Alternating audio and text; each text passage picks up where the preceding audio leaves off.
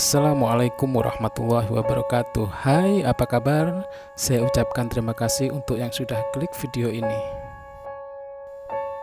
Kali ini aku akan mengulas sebuah kisah tragis yang dialami oleh seorang gadis di Mojokerto.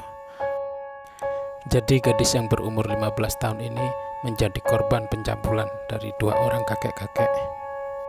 Hingga gadis tersebut kini hamil 5 bulan. Inilah dia duka gadis desa akibat ulah tetangga.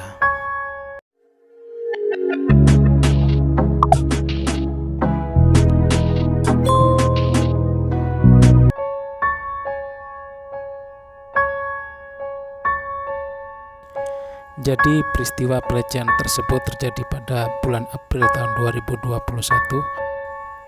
Namun belakangan kasusnya mencuat kembali setelah korban dikunjungi oleh Wakil Bupati Mojokerto.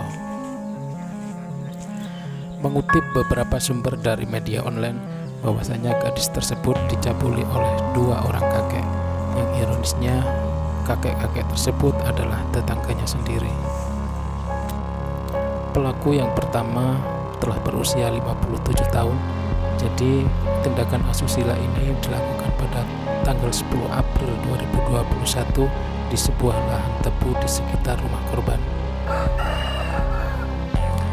Di lahan tebu tersebut, kakek inisial W tersebut memberikan iming-iming kepada korban sejumlah uang. Setelah berhasil membujuk rayu korban dan melakukan tindakan asusila, kakek inisial W tersebut memberikan uang sebesar Rp20.000. Kemudian kakek dan gadis tersebut pulang sendiri-sendiri agar tidak diketahui oleh warga yang lainnya. Dan kemudian pelaku yang kedua adalah kakek dengan inisial P dengan umur 65 tahun. Kakek inisial P ini adalah tetangga korban sehingga keduanya bisa saling kenal.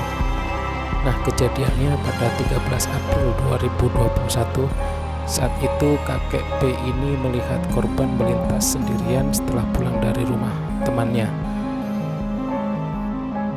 Sang kakek kemudian mengajak atau memaksa gadis tersebut untuk masuk ke dalam sebuah rumah kosong, dan di rumah itulah kakek melakukan perbuatan bejatnya. Usai melakukan tindakan pencabulan tersebut, si kakek B ini memberikan uang sebanyak Rp50.000 kepada korban.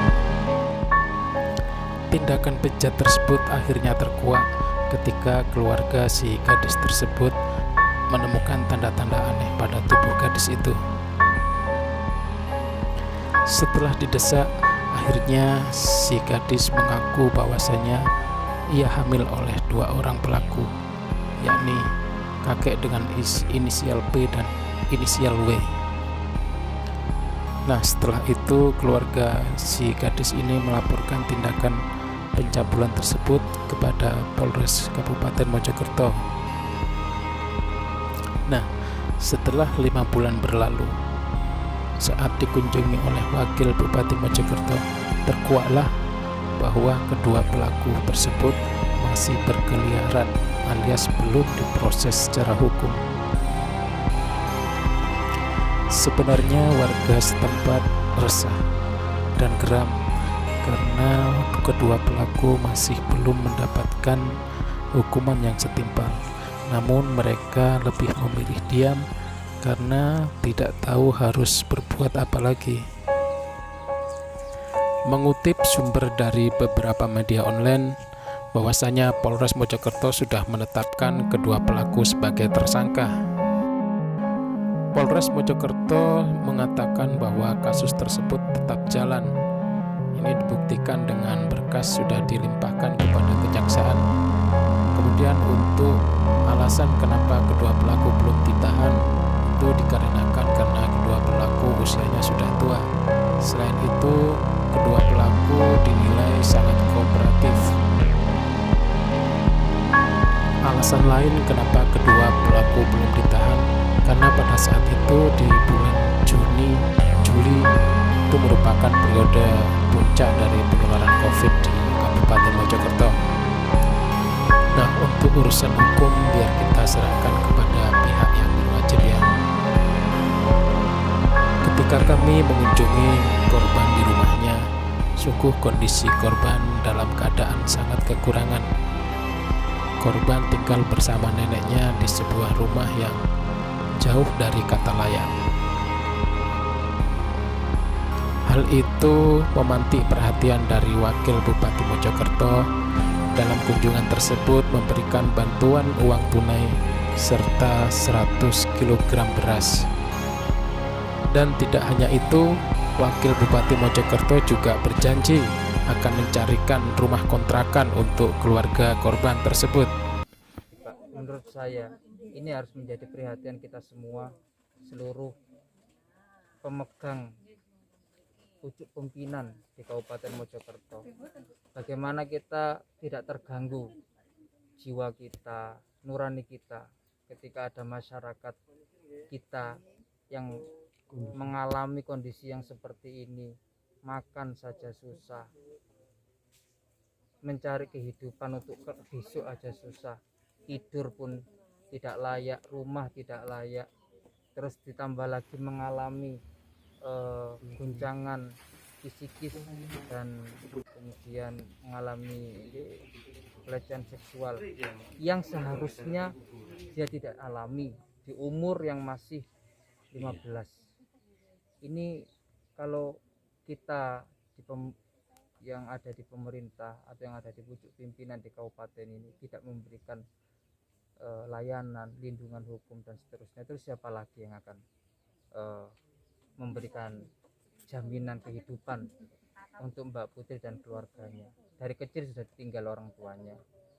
Jadi di sini beliau hanya dengan kakek neneknya dari kecil, sudah dari umur bayi, dan ada kakaknya juga, tapi kakaknya jarang di sini karena kerja. Jadi ini menjadi perhatian kita semua saja yang ada di Kabupaten Mojokerto, bukan hanya pada pucuk pimpinan atau yang punya kebijakan, tapi semua masyarakat juga harus ikut andil untuk kemudian mengawal jika ada hal-hal yang seperti ini, mengawal, memberikan perlindungan, memberikan keamanan. Saya kira itu. Harapannya seperti apa untuk? Ya, kunjungan saya ke sini pertama memberikan bantuan uang tunai dan beras 10 karung. Terus kemudian ini kami berharap beliau segera dipindah di kontrakan yang lebih representatif. Kemudian bantuan juga diberikan oleh pemerintah desa setempat. Jadi menurut kepala desa setempat, ini setiap bulannya keluarga ini mendapatkan bantuan sembako. Kemudian pemerintah desa setempat juga berkoordinasi dengan bidan desa untuk setiap saat memantau perkembangan dari kehamilan gadis tersebut. Sang kepala desa memastikan bahwasanya gadis tersebut akan mendapatkan perawatan yang baik sampai ketika nanti melahirkan. Kemudian selain itu, korban ini sudah mendapatkan pelayanan dari unit pelayanan perempuan dan anak. Kemudian dari Pemkab juga sudah menerjunkan tim psikolog untuk membantu meringankan kondisi psikologis dari korban. Kalau dari desa terus terang saja sudah ada bantuan-bantuan berupa sembako setiap bulannya. Terus ada bantuan-bantuan yang lain, uang atau apa juga sudah dilakukan dari pemerintahan desa Sumbersono. Kita sudah bekerja sama dengan bidan desa juga. Terus sudah dikawal sampai mungkin dari lahiran besok insya Allah aman. Nah, pada saat kami mengunjungi korban, di situ kami bertemu dengan salah satu mantan guru korban di sekolah dasar ya. Jadi saat ini korban ini duduk di kelas 3 SMP. Dan kemudian si mantan guru ini menyebut dia adalah perantara dari donatur yang ada di Jakarta untuk memberikan bantuan kepada gadis tersebut. Menurut Pak Guru tersebut, gadis itu mendapat bantuan 300.000 dari seorang donatur dari Jakarta. Jadi donatur tersebut melakukan transfer kepada rekeningnya, kemudian dia menyalurkan langsung kepada gadis itu. Namun pada 3 bulan terakhir, donatur itu nampaknya dihentikan sehingga gadis itu tidak mendapatkan bantuan lagi. Nah, masih di sekitar rumah korban, jadi saat itu juga kami dihampiri oleh seorang ibu-ibu yang enggan disebutkan namanya, bahwasanya dia juga resah karena pelaku ini yang rumahnya tidak jauh dari korban itu masih sering berkeliaran. Baik kawan, mungkin itu yang bisa saya sampaikan. Saya doakan semoga korban mendapatkan kekuatan dari Allah Subhanahu wa taala dalam menghadapi ujian ini, dan saya juga berharap kedua pelaku segera ditangkap dan mempertanggungjawabkan perbuatannya. Oke kawan, kita berjumpa lagi di video yang akan datang, dan saya ucapkan terima kasih untuk yang sudah klik video ini.